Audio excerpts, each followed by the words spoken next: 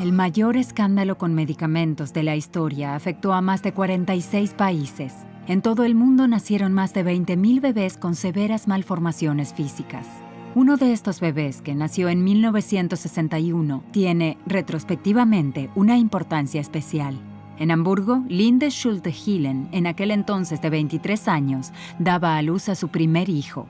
Su marido no estuvo presente en el momento del parto. Todo estaba en silencio allí. Me recosté y entonces vino alguien y me susurró algo al oído. ¿Puede ser que su esposo tenga algún problema? En ese instante me despabilé. ¿Por qué? ¿Qué pasa? ¿Qué le sucede a mi bebé? ¿Hay algo que no está bien? Y sin ningún tipo de emoción, la doctora dijo, sí. En fin, los brazos. Digamos que los brazos son bastante pequeños. Y así como haría quizás una niña, le pregunté, bueno, pero seguramente después crecerán, ¿no es así? La doctora respondió, no van a crecer más. Los brazos quedarán así. Sentí como si me hubieran golpeado hasta la muerte. Un médico le dio un consejo amable a la madre primeriza. Tenga otro bebé. Como si dijera, olvídese de este niño que tiene aquí, bótelo. Un poco más tarde llegó el esposo de Linde, desembuchó las malas noticias que había ocultado hasta ese momento. 6 semanas antes, su hermana había dado a luz un hijo con las mismas malformaciones. Su hijo se parecía al nuestro. La malformación debía tener el mismo origen. Debía corresponder al mismo problema. Así que decidimos comenzar a buscarlo. No pararíamos hasta haberlo encontrado.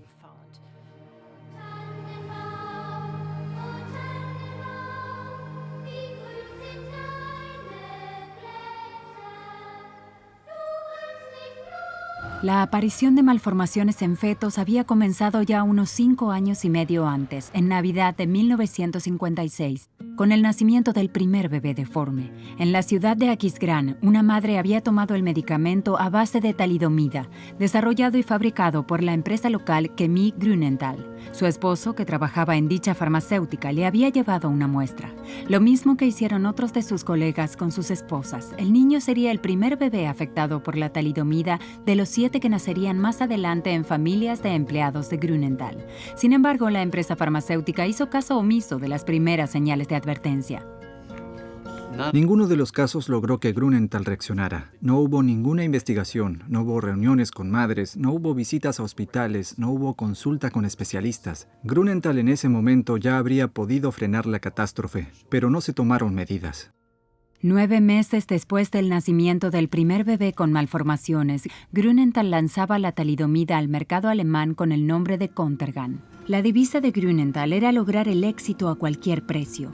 Y así siguió publicitando el medicamento con una agresiva estrategia de comercialización. Según decían, Contergan era un calmante seguro, apto para embarazadas que sufrían náuseas matutinas. Las ventas treparon a las nubes. Contergan se convirtió en el medicamento más vendido después de la aspirina. Linde Schulte-Hillen y su esposo Karl Hermann estaban decididos a descubrir por qué su hijo había nacido con brazos tan cortos. Pasaron meses sin lograr el más mínimo avance. Había momentos en los que mi marido decía, no lo vamos a lograr. Tenemos que claudicar. Y yo replicaba, no, jamás claudicaremos. Finalmente, su esposo se puso en contacto con un especialista en obstetricia, el Dr. Widukind Lenz, quien ya estaba al corriente del nacimiento de bebés con malformaciones. Mi padre y el profesor Lenz recorrieron toda Alemania en un viejo Volkswagen. Iban de pueblito en pueblito y preguntaban, ¿hay niños aquí con brazos o pies cortos? En aquella época, en los pueblos pequeños, la gente escondía a estos niños. Preguntaban en posadas, fondas, en la comisaría y todos decían, no, aquí no. Entonces les mostraba una foto mía y decía, este es mi hijo. Y ahora le vuelvo a preguntar. Y entonces sí respondían, al final de la calle hay una familia con un caso muy triste como ese. Entonces iban hasta allí con mi foto en la mano y decía, este es mi hijo. ¿También tienen ustedes un hijo así? La gente rompía en llanto y sacaban a sus hijos, los niños del Contergan, literalmente a la luz.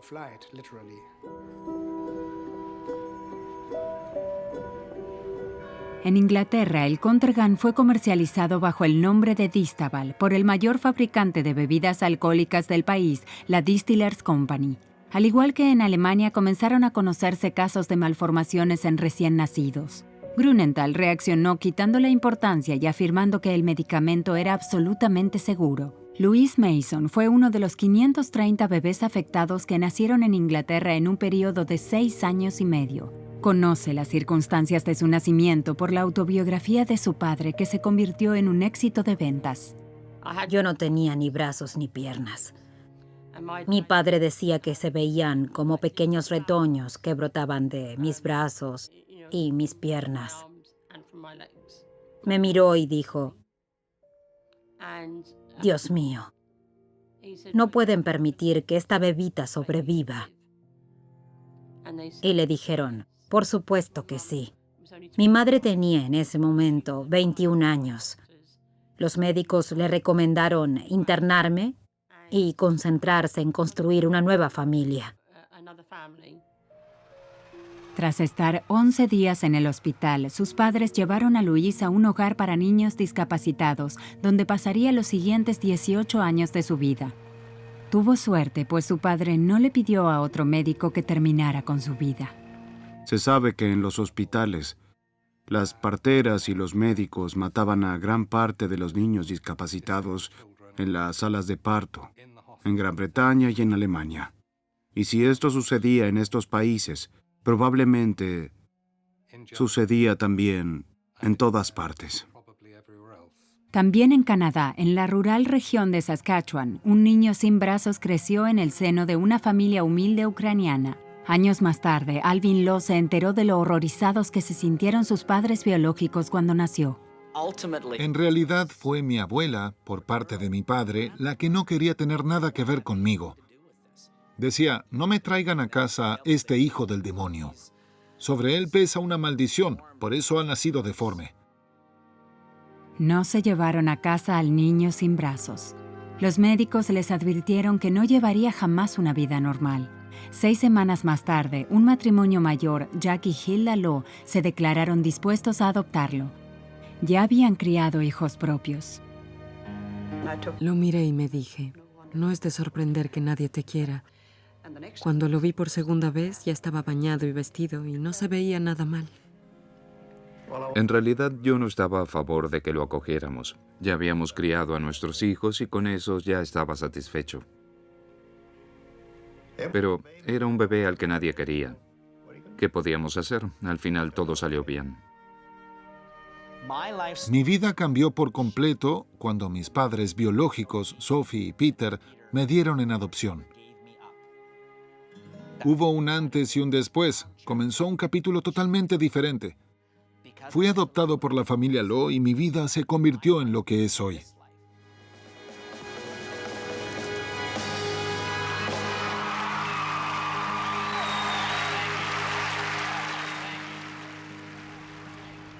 En Cincinnati, Ohio, una pareja católica y profundamente religiosa esperaba el nacimiento de su 7º hijo.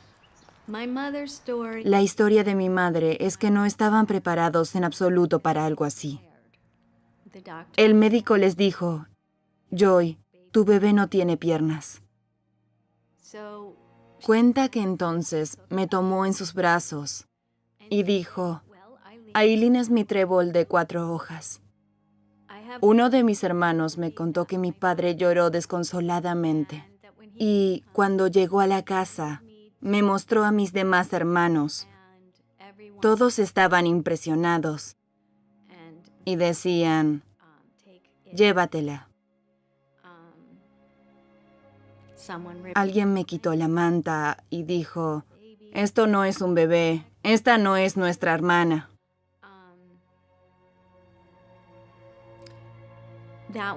Eso es lo que me contaron cuando yo aún era pequeña. Me dolió mucho. Aileen Cronin fue uno de los niños afectados por el Contergan en Cincinnati. La farmacéutica estadounidense Richardson Merrill tenía ahí sus oficinas centrales. Merrill actuó en Estados Unidos de la misma forma que Grünenthal en Alemania. Afirmaba que el medicamento era inocuo incluso para embarazadas, y al igual que Grünenthal, Merrill tampoco tenía pruebas de ello. En 1960, Merrill solicitó ante la Administración de Alimentos y Medicamentos la autorización para el mercado estadounidense, lo que le permitió hacer ensayos en personas por todo el país.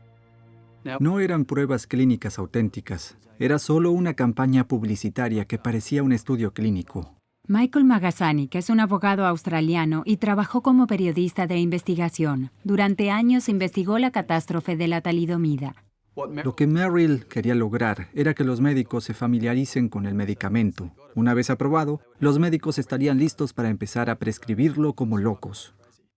La talidomida comenzó a venderse en 50 países de todo el mundo. En 1961, en Australia, el Dr. William McBride asistió en pocos meses en el parto de 3 bebés afectados. Eso le llevó a alertar a Distillers, la distribuidora británica, que afirma que dicha alerta nunca llegó a sus oficinas. Embarazadas como Wendy Rowe continuaron tomando talidomida. Recién cuando nació su hija Lynette, Wendy se dio cuenta enseguida de que algo no marchaba como debía. Cuando nació, se hizo un silencio mortal en la sala y supe que algo no marchaba bien. Nadie decía palabra. Era un silencio ensordecedor. Finalmente, los médicos me dijeron que había un problema y que Lynn no tenía ni brazos ni piernas. Me la entregaron y hoy Lynn no se ve muy diferente a como se veía en aquel momento. Sus cabellos estaban pegoteados y tenía una carita dulce, aunque era como una pesadilla. Luego volví a mirarla y pensé, esta cosita diminuta hay que amarla, no hay más remedio. Pero me dijeron, tiene daños cerebrales, aún no sabemos de qué magnitud. Entonces me dije, aquí está esta cosita, sin brazos ni piernas, y encima con daños cerebrales. ¿Qué esperanzas hay para ella? Me dijeron que convenía que la llevara a un hospicio, que en 6 meses estaría muerta. La dejamos una semana allí para aclarar nuestros pensamientos. Luego fuimos a buscarla. Fue sumamente difícil regresar al hospital para buscarla.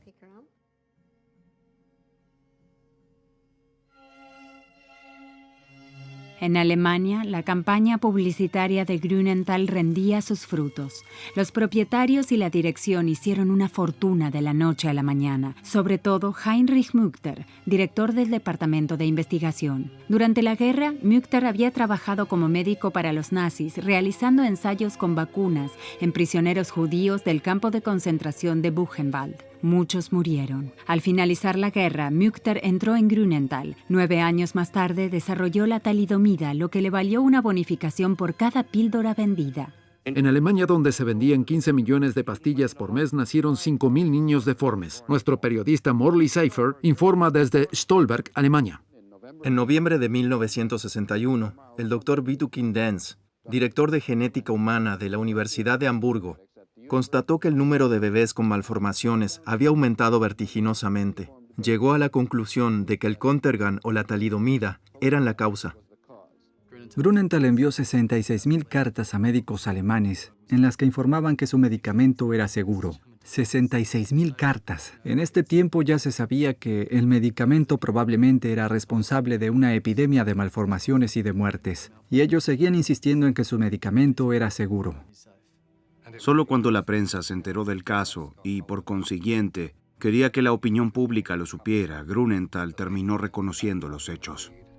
El 28 de noviembre de 1961, un día después de que el escándalo del Contergan apareciera en los periódicos, Grünenthal anunció que retiraría el medicamento del mercado. Si hubieran retirado el medicamento del mercado en la primavera de 1961, la mitad de los bebés se habrían salvado. En Inglaterra, Louise Mason pasaba a veces meses sin ver a sus padres ni a sus 3 hermanos. La mayor parte del tiempo lo pasaba sola. Mis padres tenían otros hijos. Tampoco podían dejarme con mi abuela, porque mi abuelo estaba enfermo. Así que dejaron de venir. Yo pasaba 3 semanas al año en casa. Una semana en verano, una semana por Navidad y una semana por Pascuas. Cada vez que iba, era como volver a conocer a mis hermanos. Los padres de Alvin Lowe querían que su hijo llevara una vida normal. Por eso hicieron que aprendiese a usar los dedos del pie como dedos de la mano. Alvin se pasaba horas realizando con los pies la tarea que sus padres le daban. No tener brazos no es una discapacidad sencilla. Es una discapacidad muy complicada. Mentiría si no dijera que fue muchísimo trabajo, que pasaba mucho tiempo solo. Me sentía muy solo, tenía mucho miedo y mucha frustración. Pero mis padres lograron ayudarme a creer que yo no era tan diferente al resto.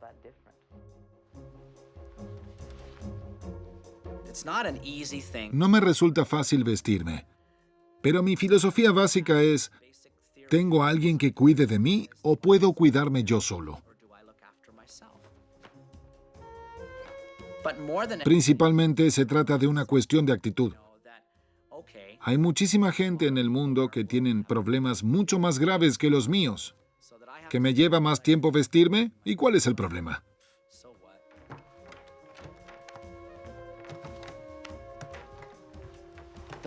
En el momento en el que comencé a usar mis pies con sus dedos y mis piernas, dejé de tener una discapacidad.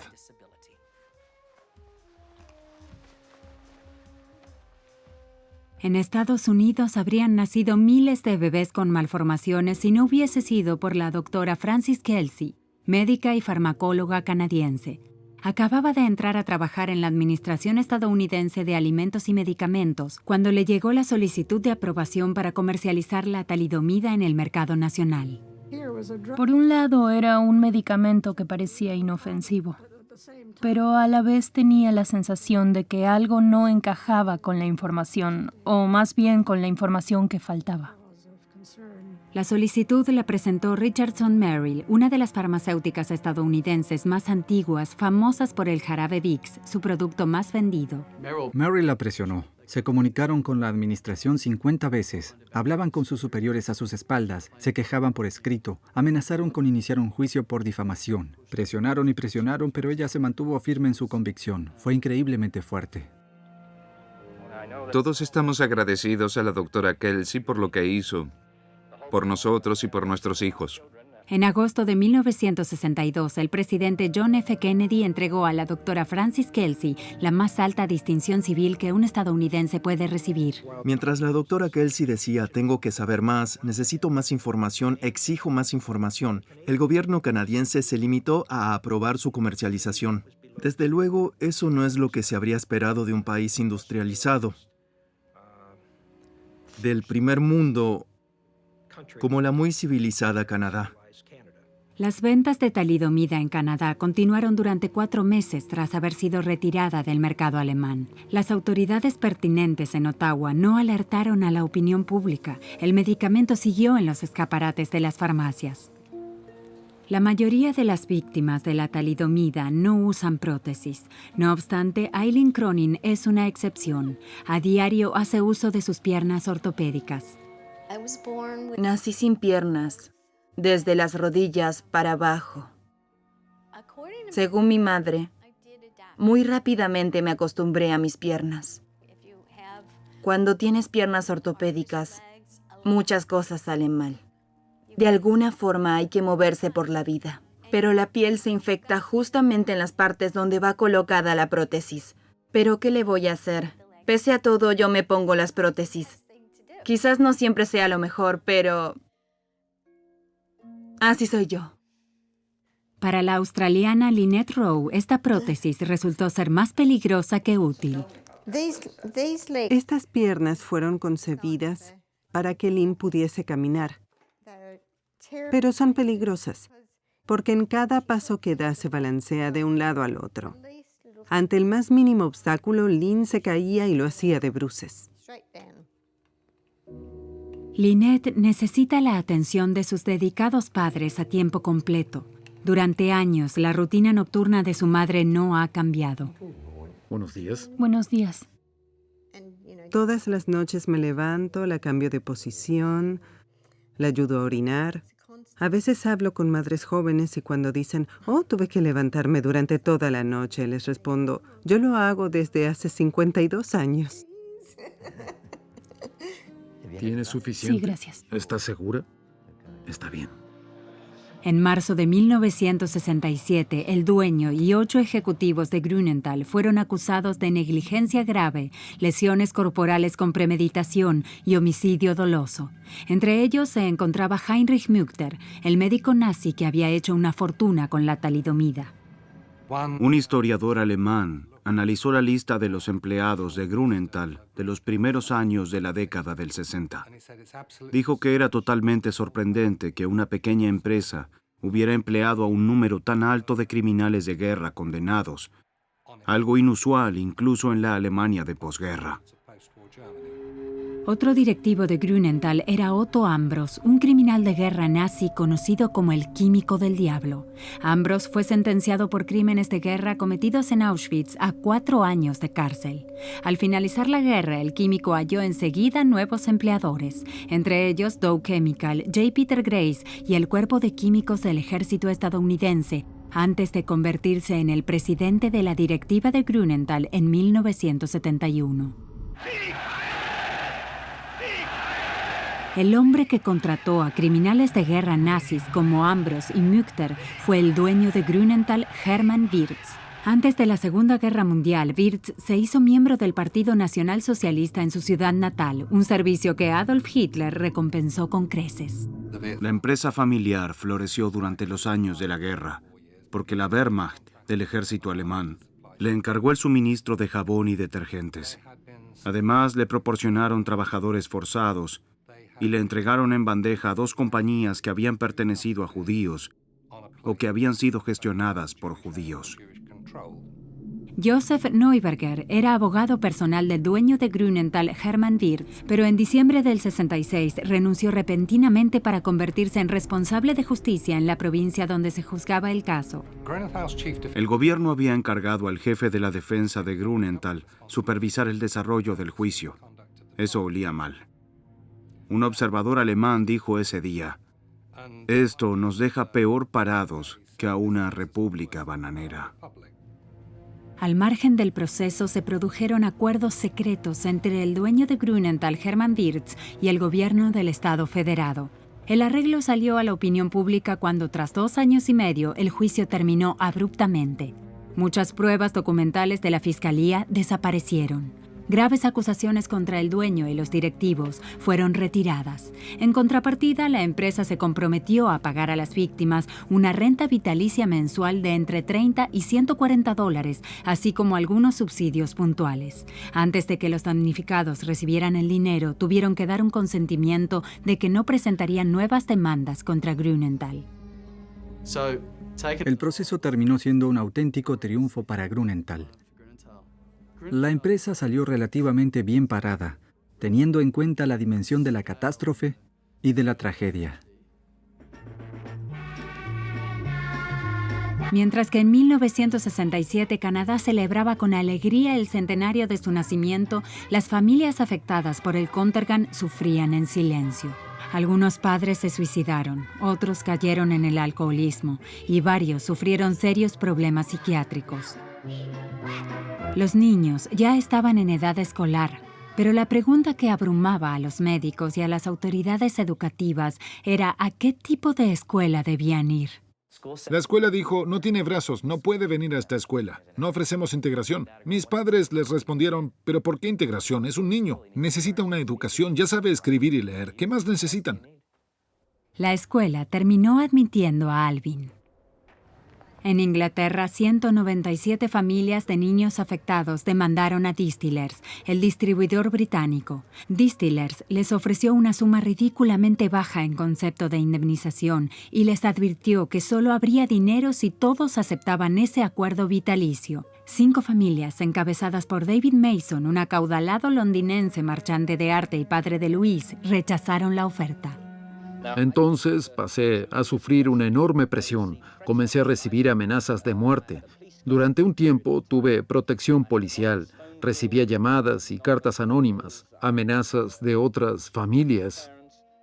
La oposición pública de su padre a aceptar la indemnización causó problemas a Luis en la institución donde vivía.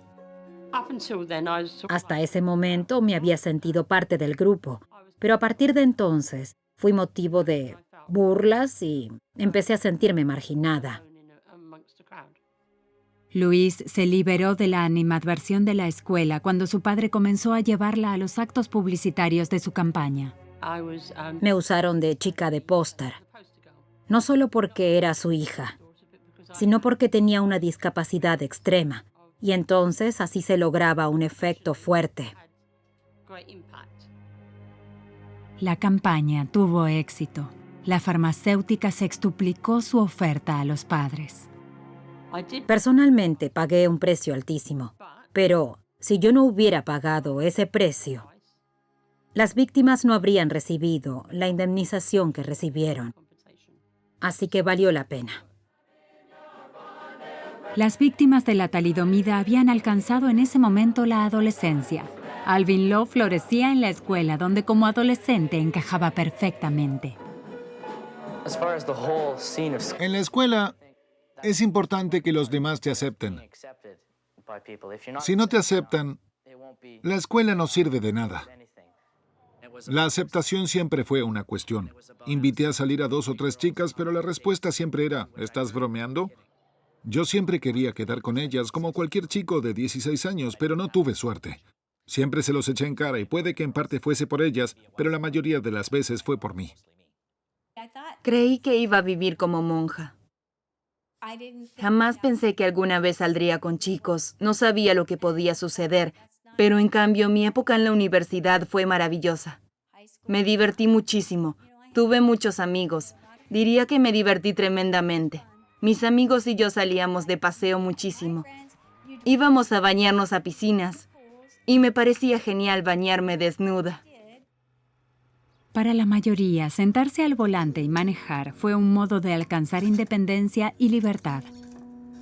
También Louise Mason decidió que conduciría un auto, sin importar sus dificultades, para llegar al asiento del conductor y ajustarse al cinturón de seguridad.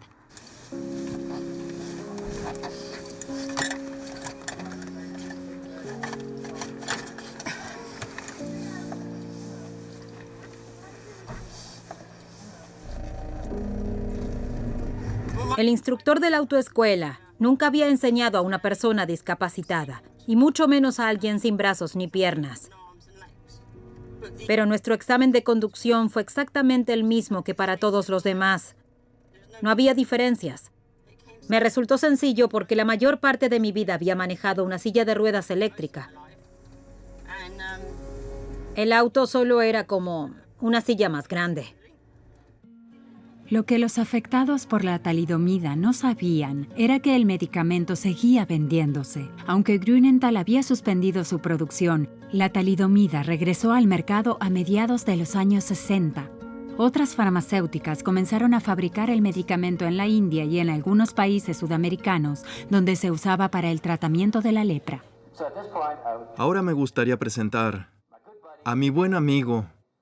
Vamos. Alvin Lowe saltó a la luz pública cuando fue nombrado vocero para los niños discapacitados en su provincia.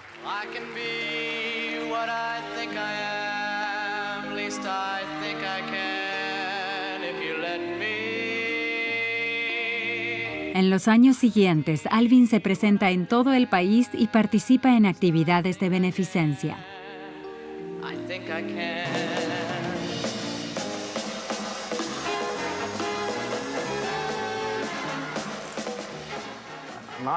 No soy mejor que otros discapacitados porque yo no me siento discapacitado. Algunos no lo entienden. Ven a Alvin Lowe y piensan, oh Dios mío, ¿cómo usa los pies? Es increíble. Pero estos son mis pies y mis brazos también. Los uso desde siempre. No son pies especiales, sino que son mis pies. Son todo lo que tengo. Cuando tomo una taza y bebo de ella, ustedes piensan, es impresionante, pero no es así. Simplemente es mi forma de hacerlo.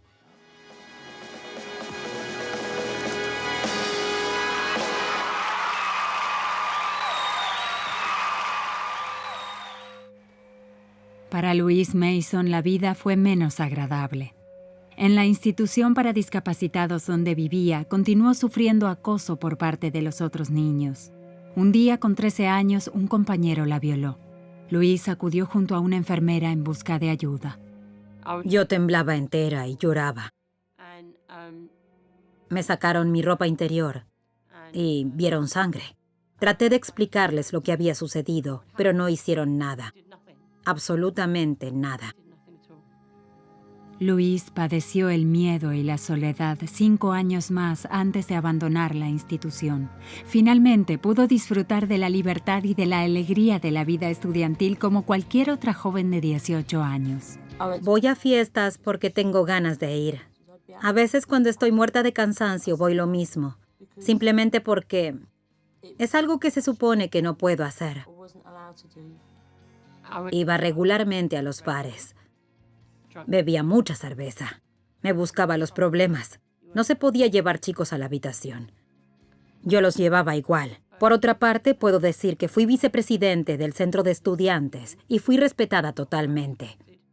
A diferencia de Louise Mason, que apenas veía a su madre durante su infancia, Jan Schulte-Hillen entabló una estrecha relación con su madre desde su nacimiento. Su apoyo incondicional fue decisivo a la hora de decidir qué carrera seguir. Ella nunca perdió la esperanza. Decía, todo lo que quieras alcanzar en la vida, lo alcanzarás. De eso no tengo ninguna duda. Cuando se me ocurrió que quería ser médico, todo el mundo me decía, no lo hagas. No es una buena idea. No podrás. Tendrás problemas. Ella, en cambio, decía, hijo, sigue tu propio camino. Si eso es lo que quieres hacer, pues lo lograrás. Hoy Jan es médico de urgencias en Suiza. No considero mi estado un gran inconveniente. No me considero una víctima de la talidomida antes que nada, sino un hombre que trata de ser un buen médico, un buen esposo, un buen padre, y tengo brazos cortos. Eso es todo. Si alguien tiene problemas conmigo porque tengo brazos cortos, es su problema, no el mío. Tras años de espera, de sufrimiento y de lucha por la indemnización, las víctimas canadienses de la talidomida recibirán finalmente ayuda del gobierno. Ayer el ministro de Salud prometió a los sobrevivientes una renta vitalicia. Ahora todos ellos podrán disfrutar de un futuro seguro, sabiendo que todos los años recibirán un importe monetario que les ayude a vivir. No sé cómo es la vida de ustedes. A veces la vida es de verdad ardua. Lo entiendo. Sé cómo es la vida real. Alvin Lowe es orador motivacional. Con su mensaje infunde valor en sus oyentes de América del Norte y Australia y a más de 2 millones de jóvenes que ya han asistido a sus conferencias. Ser orador es la mejor decisión que he tomado en mi vida. Ayudo a niños que necesitan que alguien les diga que todo va a salir bien y siento una inmensa alegría al hacerlo. Nada me hace más feliz en la vida que hablar a los niños. En la universidad, Eileen Cronin se enamoró de Andy, un estudiante de ciencias económicas. Me enamoré a simple vista. Aunque yo ya tenía novio. Me sentí atraído por ella desde el principio, por su vivacidad, su inteligencia y su chispa. Nos fuimos a vivir juntos y enseguida quedé embarazada. Durante toda mi vida me había preocupado la cuestión de si podría tener hijos o no. No estaba segura sobre si mi madre había tomado talidomida. Al principio entré en pánico, pero en algún momento me acostumbré a la idea de que iba a tener un hijo. No sabía ni siquiera si yo podría tener hijos. ¿Nacería mi bebé con piernas o no? Ni siquiera sabía cómo iba a poder llevar un bebé en mi cuerpo. Después me hicieron una ecografía. El técnico amplió la imagen inmediatamente y encontró el pie. Amplió aún más la imagen. Tomó una fotografía y escribió pie. Y después otro pie, manos, dedos. Yo lloraba y los médicos asistentes comenzaron a aplaudir. Ahí supimos que todo estaba en orden con mi bebé.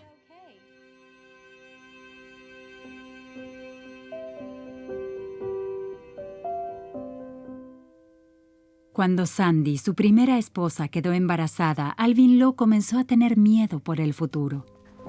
Cuando nació mi hijo y vi que tenía 2 brazos, 2 manos y 5 pequeños dedos en cada mano, no me importó su sexo. Me era absolutamente indiferente si era una mujer o un varón. Fue el sentimiento más maravilloso que tuve. Era mi hijo.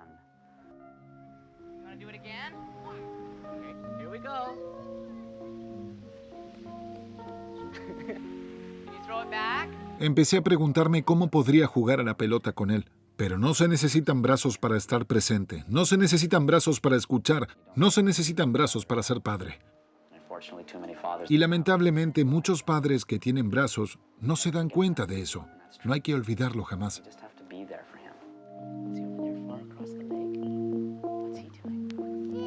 Me sorprende que se me llenen los ojos de lágrimas. No estoy triste, pero él está tan mayor ahora. A veces extraño al niño pequeño de antes. Pero así son las cosas, ¿no es verdad? Louise Mason llevaba ya 10 años siendo madre soltera cuando recibió una tarjeta de Navidad de un exnovio. Yo había escuchado que a Louise no le iba bien, le envié una tarjeta y la visité. Se puede decir que la chispa de antes volvió a encenderse. Cuando me besó al irse, sentí cosquillas en el estómago. Me sentía en el 7º cielo. Le dijo a su mujer que se separaría de ella. Ella lo ayudó a cargar sus cosas en el auto y se mudó a casa. Desde entonces estamos juntos.